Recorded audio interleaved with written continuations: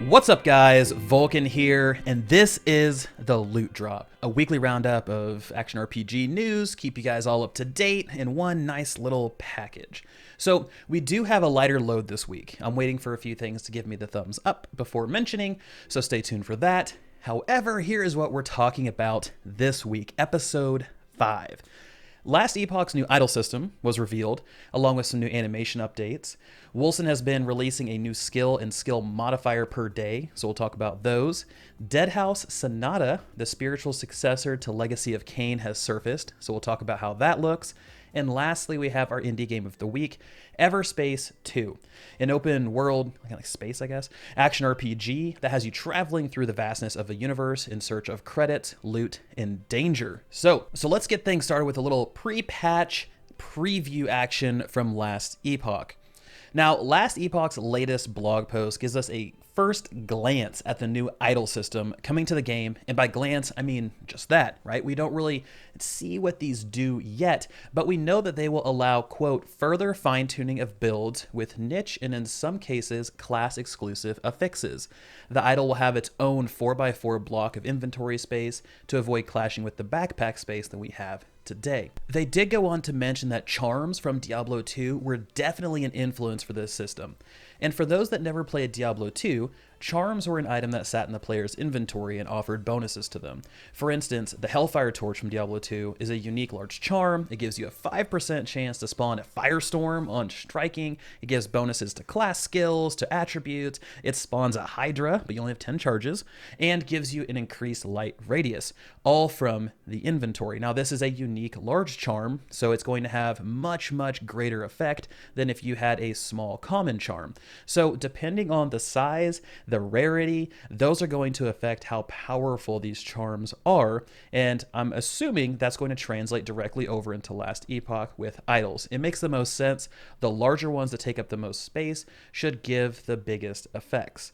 Now, if we take this all into consideration, this is going to be a huge game changer when it comes to Last Epoch and the complexity that the game offers. I mean, the game is already complex as it is compared to other ones in the market, but with Path of Exile and Grim Dawn being the only, quote, hardcore action RPGs on the market at the moment, Last Epoch is definitely making a case that they belong on that short list. I mean, you have the skill specializations, the passive talent tree, the crafting system, the gearing system. There's so much that all goes into this game. Last Epoch is definitely, I think, going to be on that list. Now, a couple key things about idols. Affix shards cannot be used on idols just like they can't be used on uniques, so keep that in mind when you're interacting with them.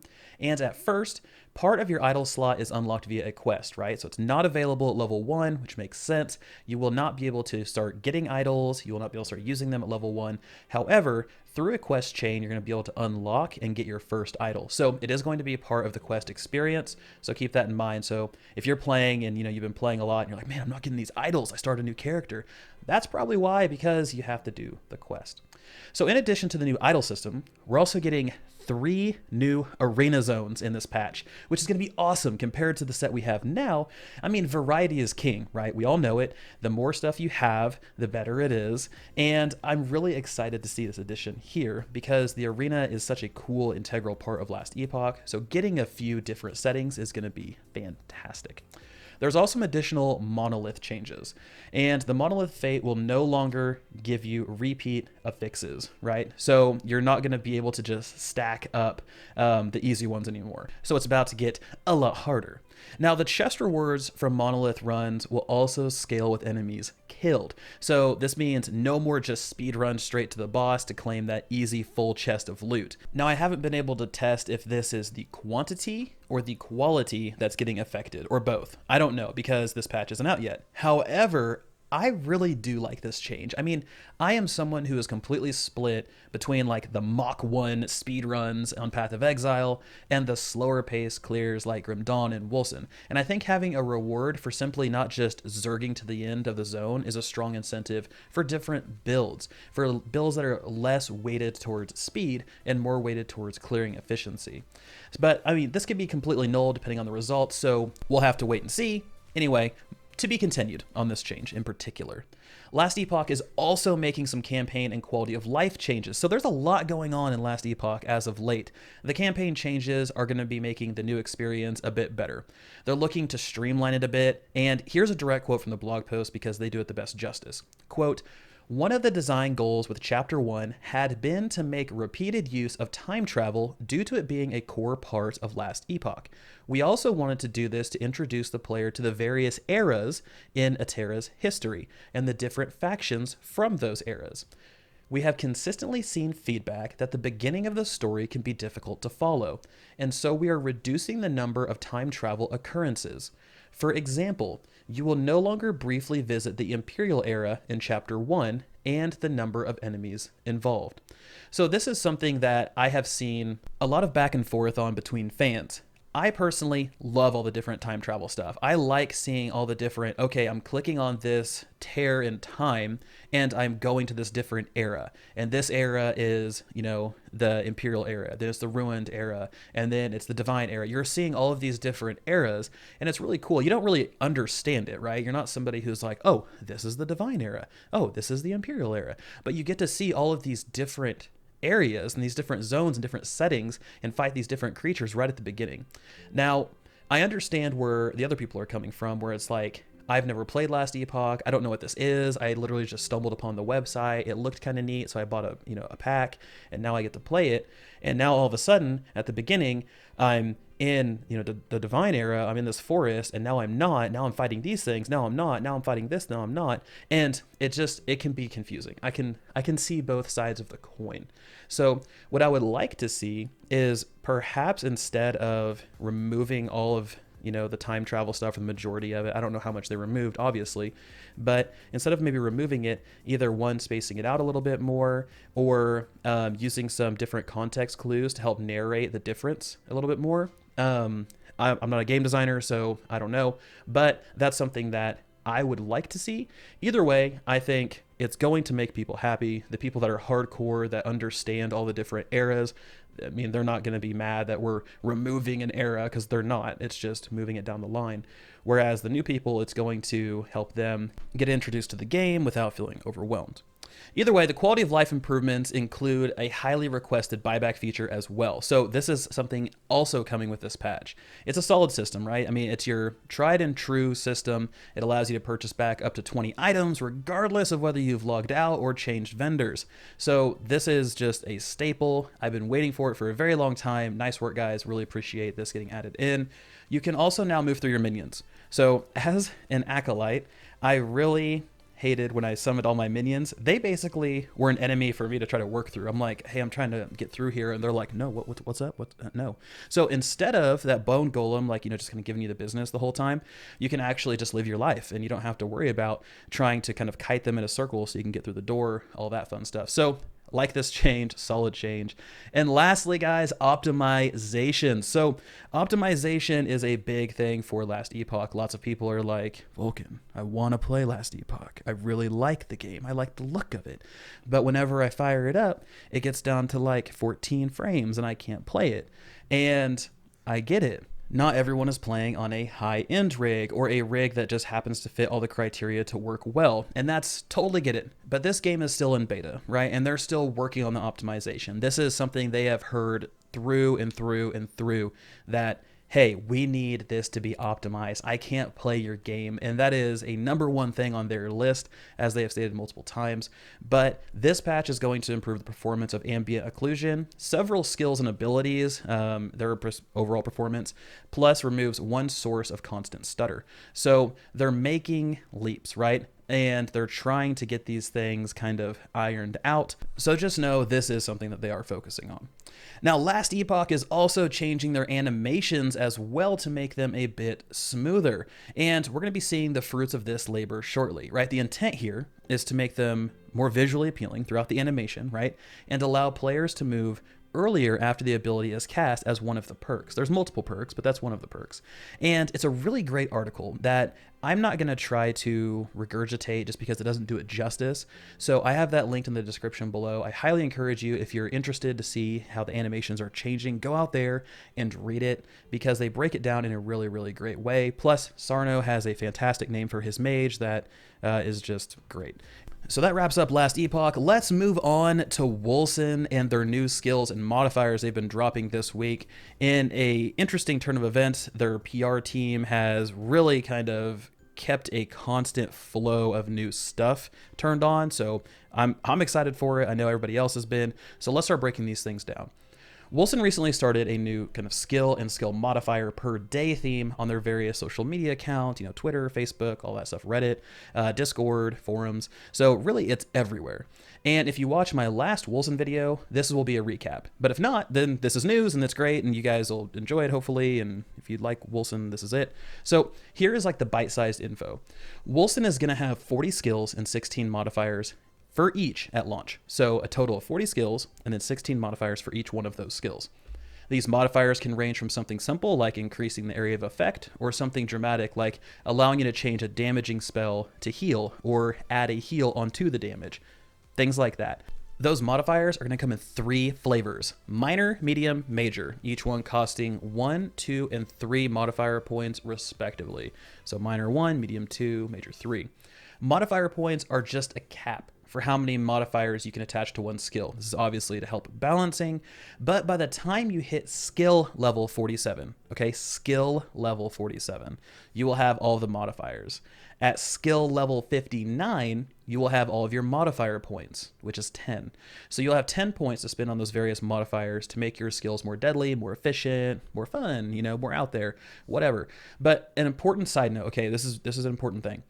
I'm talking about skill level, not character level. So if your character hits level 47, you will not have all the modifiers. It's not gonna like, oh, well, I hit level 47, so all of my skills have their modifiers unlocked now. At character level 59, all of my modifiers have their modifier points now. This is not how it works. This is per skill. So if you have Bladestorm and you get it to skill level 47, you will have all of the modifiers for Bladestorm. When Bladestorm hits skill level 59, you will have all the modifier points for Bladestorm. And that is how it goes. So you're going to have multiple things on your bars. And everything on your bars gains experience when you kill things, when you use them. You don't have to particularly use that skill. You don't have to cast Bladestorm in order to level up Bladestorm. It just has to be on your action bar. So this is potentially going to be a big time sink for people if they want to level up every single skill. 40 skills, 16 modifiers. All skills have to get to level 59 basically by default to unlock each thing for that skill. So 40 skills, all level 59 is going to be pretty intense, but there's multiple ways to level these up, and honestly, it gives you something to do. But the skills don't stop there, right? These skills, once they hit 59, it's not like, well, that's it, I'm done, thank you, goodbye. No, these skills go all the way to level 90 with your character.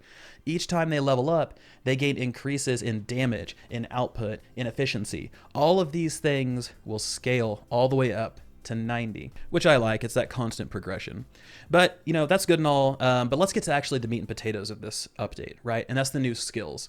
And these new skills were all the ones that were released this past week, starting on last Monday. So let's get started with Anomaly. Anomaly is a vortex that pulls in enemies and damages them. It's basically a gravity well. It's going to be something a lot of people are going to be using. I can just see it now. And this skill will have some different modifiers. You can things like deal more damage, increase duration. We don't know too many other ones because this one had the least amount of modifiers shown off, but it is a newer skill. Next, you have Blood for Blood, an aura that deals Rend damage, the lower health you have. So the lower your health, the more Rend damage it deals. Rend damage can put bleeds on people. So I'm really looking forward to a lot of how low can you go builds, a lot of 1 HP builds, things like that to see how exactly this works.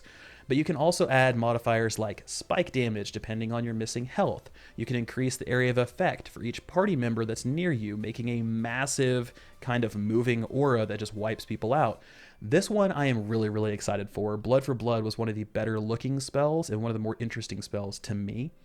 Then moving into Lightbringer.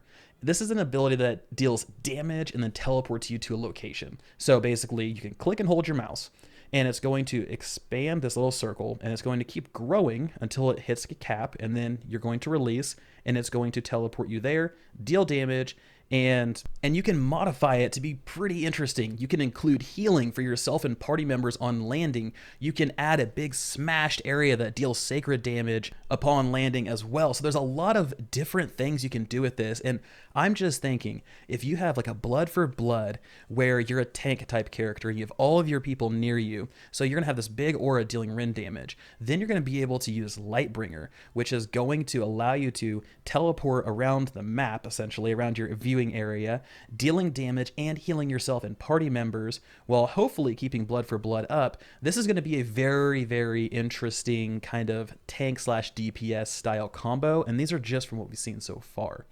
Next up, we have Deathgazer Railgun. Now, I mentioned this in my other video, but the Deathgazer Railgun is going to be an interesting skill because there's a lot of individuals that really view Wolcen as a high fantasy game, as a game where, look, I don't want guns, I don't want, plasma cannons, I don't want this sci-fi stuff. I want a high fantasy game with crossbows, bows, and those are the only, quote, like guns that are available in the game. Well, Wolcen Studio has come out and said, well, that's not necessarily Wolcen. Wolcen is like this weird kind of high fantasy mix with science fiction. You can see the different guns they use. If you've played the campaign, they use a certain gun that uses crystals to power it. So this is something that really kind of fits that theme. So the Deathgazer Railgun, this is a classic ability. We've seen this multiple times, but it gives you a railgun whose effective area, the longer you hold the trigger down, will grow more and more narrow while increasing in damage. Modifiers for this are things like it'll greatly increase damage, but you can only cast it on the last charge, or increases damage if you time your shots perfectly. Like the second it switches from one version of the ability and it grows more narrow, if you let go right when it grows narrow, then you can time your shots and get those crits, things like that. But this really kind of adds a different approach to the game, and it's going to give those individuals who like the turret style, who like the Deathgazer Railgun type stuff, who like the guns, this is going to be, I'm assuming, one that they're going to go for. The last new reveal is Death Shroud, and I just got, where are my rogues at, right? Where are the rogues? Because this skill is basically a smoke screen that turns you invisible to escape danger. I mean, that's exactly what it is. Modifiers include allowing you to attack enemies while invisible, granting invisibility to your team. If you are someone who likes the double daggers, who likes the swashbuckler style of gameplay, Death Shroud is for you because it's just a staple. I mean, if you're a rogue, you turn invisible. If you're a swashbuckler, type of person, then you can disappear like Houdini. So these are types of things that I think are really going to fit that play style. I was really happy to see this one, and I want to see more of it. So Wolcen does plan to continue dropping these new skills and modifiers up until release. This includes like summoning skills and minion skills. So hopefully we'll see those two soon because it's by far my most asked question from viewers.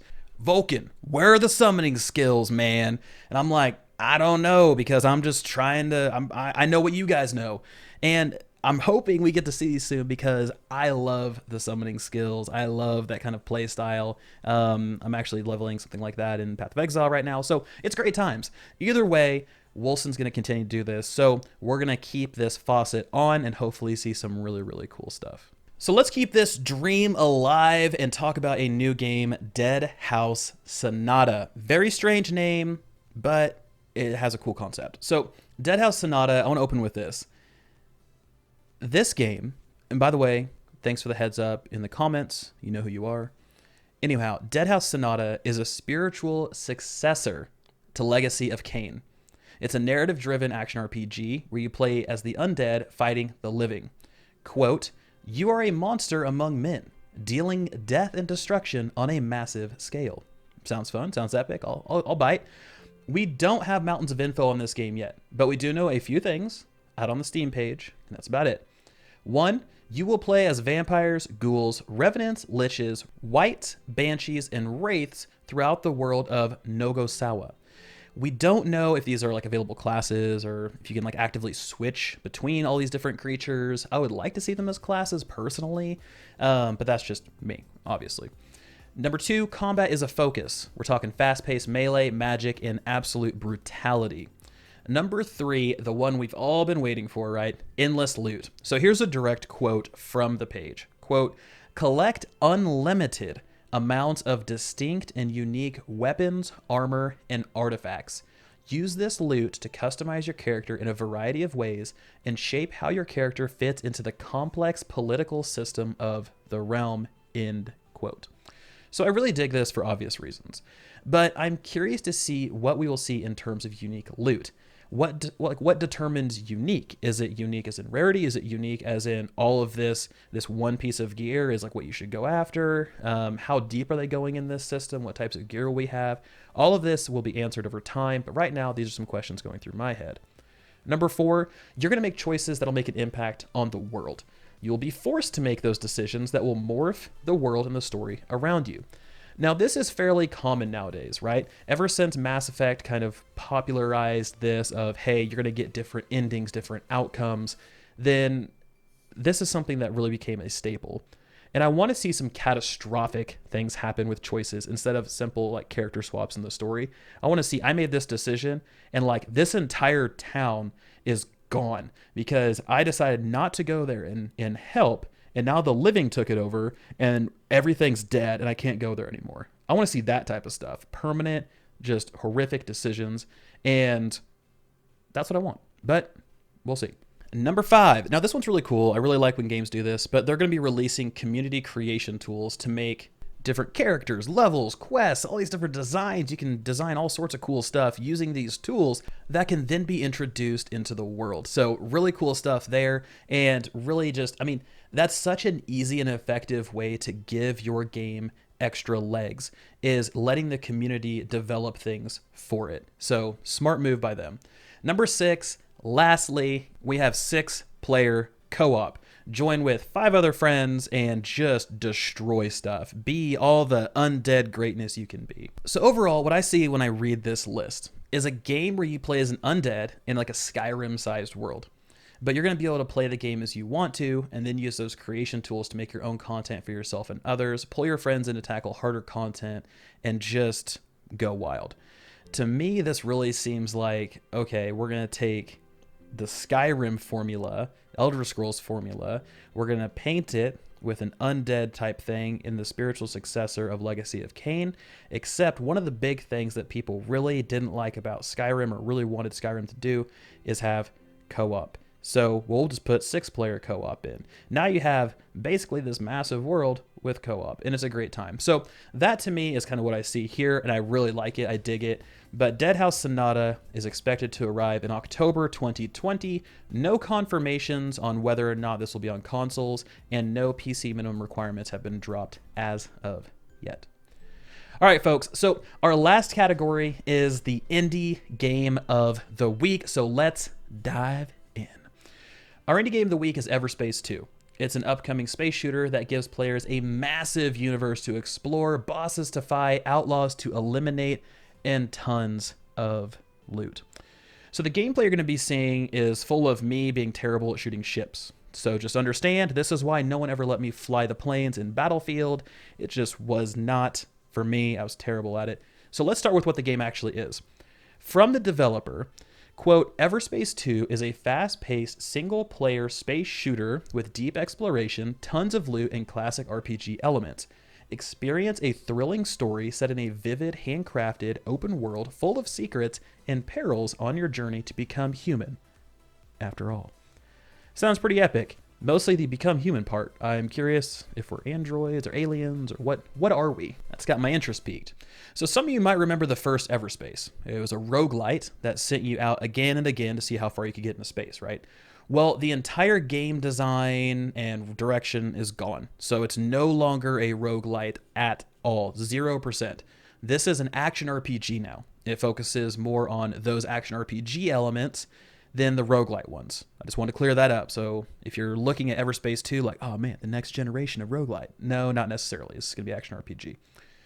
Now, I wanted to give you guys a little bit of my personal accounts with this game. I've been playing this game quite a bit lately, despite it being pre-alpha at the moment. And let me tell you, it is a fun system. It's a really cool system that they have in the game already, even with just like the bare bones foundation. You choose a ship. Each one's outfitted with different starting equipment, right? You have different weapons, different abilities, different stats. You know, one is like more tanky, one's speedy, one's supporty. And down the line, they're going to introduce perks, devices, more ships.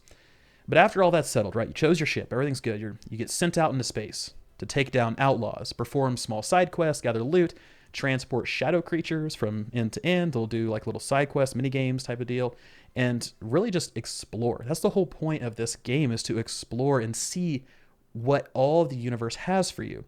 You can fast travel to certain points of interest, right? You can go to like suns, mining rigs and such, but then you lose the ability to discover what are called unknown signals if you fast travel. These are like mini events that spawn random things. So as you're traveling light speed, you're going and all of a sudden you see this thing pop up. It's like unknown signal. What is this? And you can click it and you can go to it. Like you just basically set your sights on it. And I've had bad luck, and the unknown signal was just an ambush of outlaws, which was terrible. While others have been good luck. It was like a massive shipwreck that gave me tons and tons of loot. There was some epic stuff in there, and it really amped up my gameplay. It really allowed me to customize my ship. I got a new thruster. I got a new primary weapon. I got a new engine. I got all these different things, and it was really, really cool to see. And it, you know, it was one of those like fist pump moments, like, yeah, this is really awesome. And I would have skipped that if I had just fast traveled to my point that I wanted to go. Now, you do have the ability, like I mentioned just a second ago, to light speed travel. Versus fast travel. But the developers kind of battle AFK travel. So don't think you can just turn on light speed, lock yourself to a planet, and then get up and walk off, right? You have to be there and be active because they introduce things called interceptions. Now, interceptions by enemies are a small little mini game that kind of pops up. Reminds me of Star Fox in a way. I don't know why it reminds me of Star Fox, but it does. And you'll have this cursor that'll pop up on your screen, and you have to use your mouse to match the cursor. And as long as it stays green, you will avoid being interrupted.